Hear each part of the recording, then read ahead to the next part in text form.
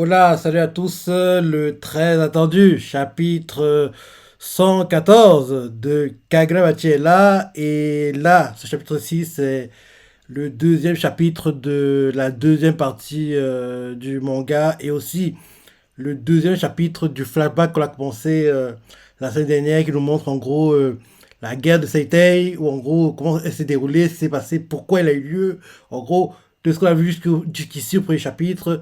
En gros, le père de Chihiro, il n'était pas très connu à l'époque parce qu'on voit clairement que il n'a pas encore en gros le contrat pour faire les sabres sorcelés. En plus de ça, la matière pour faire les sabres, elle est encore sur l'île et on voit clairement que le Japon, les gars du Kaminabi, c'est les méchants de l'histoire parce qu'en gros, ils vont sur l'île pour voler les ressources de ceux de l'île, quoi. Dans le peu qu'on a vu jusqu'ici, on dirait en fait que les grands méchants de l'histoire, enfin, les méchants de cet arc, de l'arc du flashback, en gros, c'est les Kaminabi qui veulent voler les ressources et derrière créer des sabres. Et là, ils cherchent un forgeron pour le faire. Et pour le moment, on n'a pas encore choisi quelqu'un. Et on voit que Shiba aimerait que ce soit en gros, le père de Chiro qui s'est choisi, en plus à l'époque il était encore jeune, pas très connu, et il n'avait pas une grande réputation, entre guillemets, il n'était pas très apprécié. Et en gros, on va le découvrir logiquement petit à petit, quoi, dans ce flashback. En tout cas, très bon début, et j'ai hâte de lire la suite, et allons-y avec le chapitre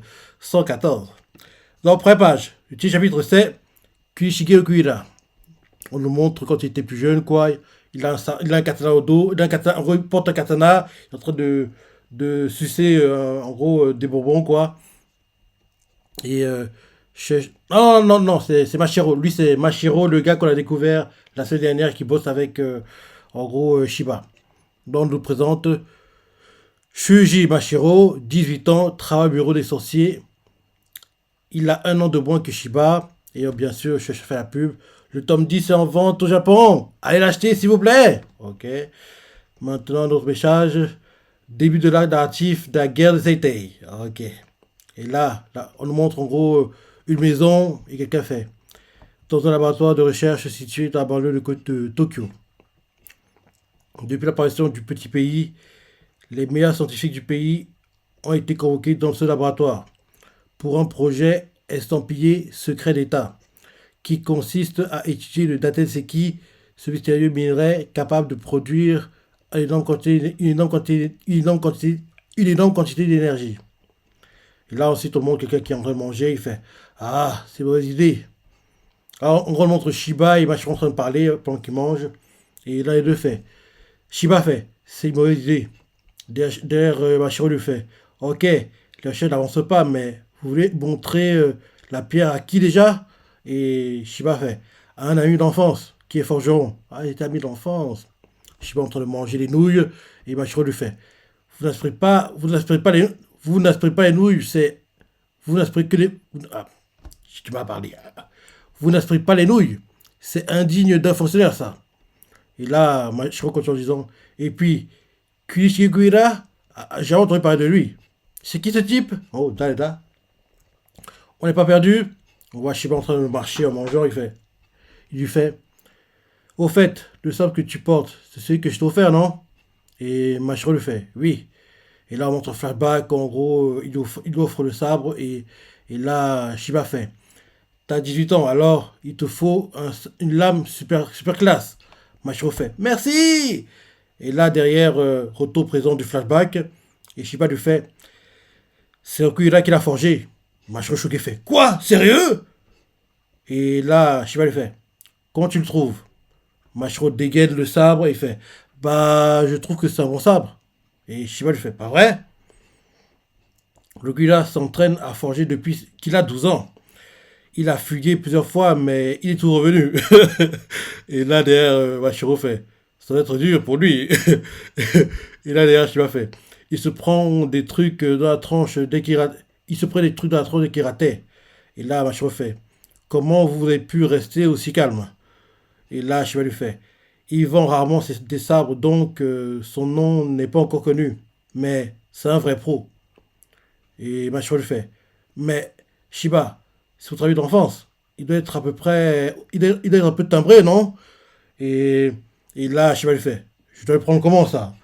Et là, derrière, il continue en disant Mais bon, on va peut-être le retrouver mort de toute façon. Machin fait quoi? Et là, on voit, ils sont devant le, devant la maison de Chiro, quoi, qu'on connaît, qu'on a déjà vu dans les flashbacks. Shiba est en train de frapper à la porte. Il frappe. Et il entre derrière. Et il fait.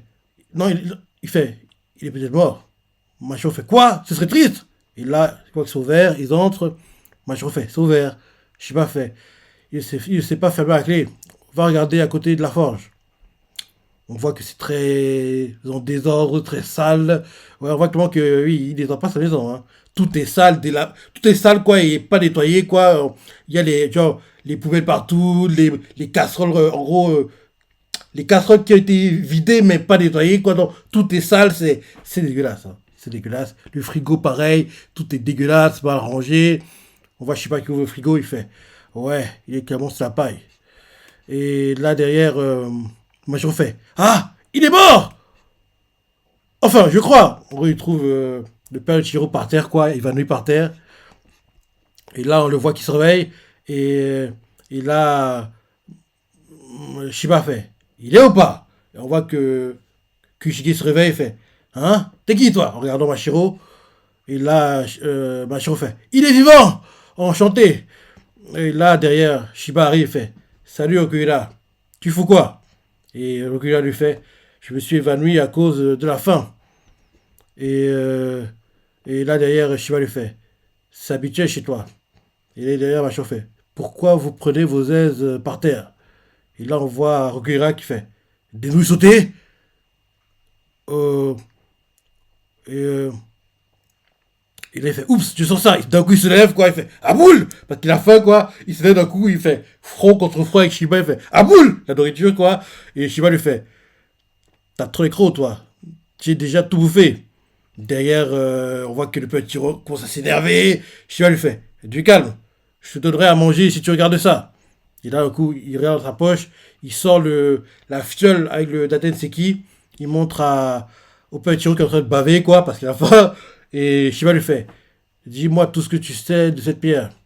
Et Petio prend, il regarde, et là, Machiro fait mais vous voulez lui donner aussi facilement? C'est un minerai les plus importants du pays. Et là, on voit que d'un coup, euh, Kushige, il prend en gros la fiole, quoi, il la jette par terre, on voit elle se brise, et, elle se brise quoi, dès qu'elle se brise, il regarde la pierre, on voit Machiro fait pourquoi on fait ça? Ce type est vraiment timbré. Et là derrière, Okula fait pas du tout. Machiro fait je nie toute responsabilité. Et là, Shiba fait au père de Shiro, alors, d'un coup, il prend la tête, c'est qui, quoi, parce qu'il était dans une fiole, il a brisé la fiole, quoi, maintenant il le prend, il regarde, et il fait, c'est quoi cette pierre? Et là, d'un coup, il regarde intensément, et, et, et là, d'un coup, on voit Macho qui fait, ah, si on y a ensuite des énergies occultes, Petit Shiro fait, non, si on fait ça, on est foutu. Et d'un coup, quand tu as regardé, il fait mais c'est très faible, mais des particules circulent. Elles réagissent légèrement à une énergie occulte qui se trouve dans mon corps. Si je l'influe directement dans ces pierres, les particules entreront en résonance et elles. Ah, j'ai mal à lire, hein. C'est très faible, mais des particules circulent. Elles réagissent légèrement à l'énergie occulte qui se trouve dans mon corps. Si je l'insuffle directement dans cette pierre, les particules entreront en résonance avec elle et exploseront. Et au minimum, ça enverrait valser nos corps, non? Et là, Macho Choquet fait impossible! Et il se dit dans sa tête, il y a déjà eu un incident de ce genre avec l'énergie occulte. Il a quasiment la même théorie que les scientifiques qui se penchent sur la question après l'incident. Macho fait derrière ouvertement. Il a compris ça en une seconde. Derrière, Shiba sourit pour montrer que oui, c'est pas n'importe qui, hein. Il fait, ses yeux sont spéciaux. Derrière, le père Chiro fait, tu as trouvé ça où? Et combien tu en as? Et comment tu l'as obtenu? Shiba fait, grâce à une prophétie de la princesse des Soga. Et derrière, Le père Chiro fait, Shaki, je compatis. Et derrière, Machiro fait, attendez, n'utilisez pas le feu. On voit qu'en gros, il allume un briquet, quoi, pour en gros entrer en contact avec le Tatenseki. Et le père Chiro fait, d'après ce que je vois, si on le chauffe doucement, ça ne craint rien. En gros, il allume quoi, il les rapproche, il voit ce que ça fait, il fait, Shiba fait, tu as pu autre chose? Le père Chiro fait, donne-moi un peu de temps. Shiba fait, Rokuira, viens à Tokyo s'il te plaît. Les recherches du gouvernement sont au point mort. Va mettre un grand coup dans la fourmilière. Derrière, Rokuira fait, non, la flemme. Et Shiba fait, tu obtiendras la gloire. Rokuira fait, pas intéressé. Derrière, Shiba fait, tu veux pas revoir Shaki? Et derrière, Rokuira fait, pas vraiment. Et là, derrière, Shiba fait, je te paierai à manger. Derrière Rokuira fait, bien sûr. En gros, la gloire, les filles, non merci, à manger, ok, j'arrive. Je dit. Donc en gros, Shiba lui fait, Okuira, viens à Tokyo s'il te plaît. Les recherches du gouvernement sont au point mort. Va mettre un grand coup de pied dans la fourmilière. Derrière, Okuira fait, non la flemme. Shiba lui fait, tu obtiendras la gloire. Okuira fait, pas intéressé. Shiba lui fait, tu veux pas voir Shaki? Okuira fait, pas vraiment.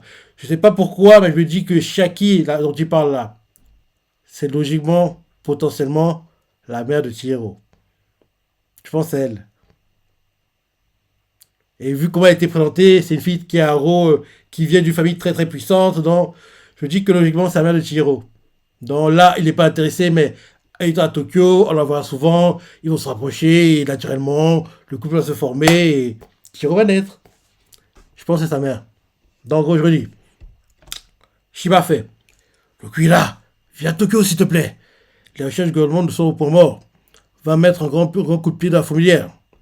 Derrière, Okuira lui répond, non, la flemme. Shiba lui fait, tu obtiendras la gloire. Okuira lui fait, pas intéressé. Shiba lui fait, tu veux pas voir Shaki? Okuira lui fait, pas vraiment. Shiba lui fait, je te paierai à manger. Okuira fait, bien sûr. En gros, la nourriture, ça, bien sûr que je viens. Donc on voit que quand on parle de nourriture, il a des sueurs froides parce que, gars, il doit mourir de faim parce que dès qu'on parle de nourriture, le visage, il a les veines qui sortent, il transpire, il est comme un fou, quoi, comme si, comme si en gros c'était une drogue, quoi. En gros, il n'a pas mangé depuis tellement longtemps que, je veux manger. Il me tue. Il fait trop rigoler. La tête qui tire, quoi, franchement, quand on parle de nourriture, à chaque fois. Les nouilles un peu plus tôt, il est devenu fou. Là, pareil, il devient fou. Ok. Là, cette fois-ci, je lis sans m'arrêter. Shiba lui fait, Rokira, viens à Tokyo, s'il te plaît. Les recherches du gouvernement sont au point mort. Va mettre un gros coup de pied dans la fourmilière. Rokira lui répond, non, la flemme. Shiba lui fait, tu obtiendras la gloire. Rokira lui répond, pas intéressé. Shiba lui fait, tu veux pas voir Shaki? Rokira lui fait, pas intéressé, pas vraiment. Shiba lui fait, je te paierai à manger. Rokira répond, bien sûr que je viens. Et là derrière, Machiro fait, le ventre sur pattes. Et là derrière, Machiro continue en disant, on va vraiment l'embarquer avec nous? Et Shiba fait, tu as bien vu sa grande clairvoyance, non? Machiro fait derrière, oui, c'est impressionnant, mais on devrait attendre d'avoir l'autorisation. Et là, on voit que il prend pas attendre. Quand je vois peut-être que Chirokuira, le gars bave, il a les veines qui sont au visage, il transpire, et là, il fait en route. Et là, Machiro fait un vrai sauvage. Derrière, Shiba fait non, cet homme va déclencher une révolution. Machiro fait qu'est-ce qu'on va devenir? Derrière, on change pour le vue. Laboratoire de Tadeseki, on voit quelqu'un quoi qui arrive en costard et il fait bon sang, il ne répond pas. Et il se dit dans sa tête, je vais faire un petit détour avant de rentrer.